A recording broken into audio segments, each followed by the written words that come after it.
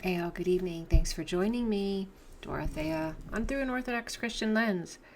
Well, as you can see the title of this video, it is very bizarre, but so bizarre that I just felt like I had to come on and show you this. Okay, so in Germany, pole dancer performs at Lutheran church. And it's no joke here, folks. This is in a church. And she's trying to perform her fascinating pole dance. And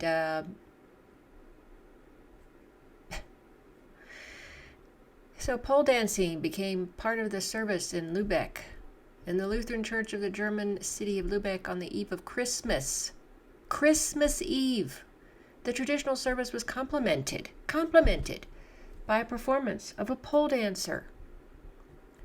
The service, which included a pole performance, was held on December 22nd. Well, that's the eve of Christmas. Well, I don't know where they got that. Eve of Christmas. December 22nd. But anyway, at St. Mary's Church in Lübeck, the head of the studio and pole dance trainer, Anke Kesterman, performed immediately after the sermon, showcasing her art, quote unquote, on the pole. I'm sorry, I shouldn't be laughing. Dancer Anke is a deeply spiritual person who has managed to find her unique path, stated the pastor of this church, Inga Meisner. This performance caused a mixed reaction, no kidding, among believers and a wide public resonance. Such events are becoming part of a strategy to attract new congregants in the face of a mass exodus of believers. Yeah. Okay. Kesterman explained that her performance aimed not at self-presentation, but at demonstrating the courage to be oneself and the desire to rethink the role of the church. However, the desire to rethink the role of the church. Okay. However, critics saw it in this a problematic mix of entertainment and worship. I don't mean to sound mean or critical or judgmental, but hasn't that already been happening, entertainment and worship, for, decades and decades, maybe even a century? I'm not sure, maybe not that long. Okay.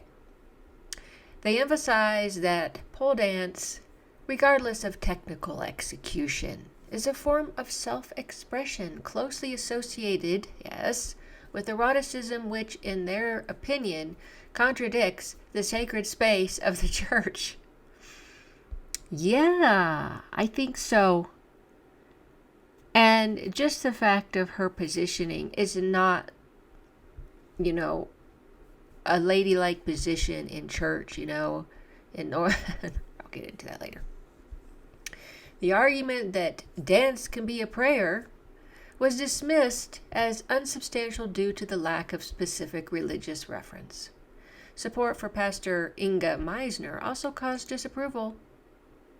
Yeah, it was from this pastor. Jeez. She supported this. Instead of safeguarding the service as a place of concentration and reverence, according to critics, the church seeks attention through provocative actions. Good Lord.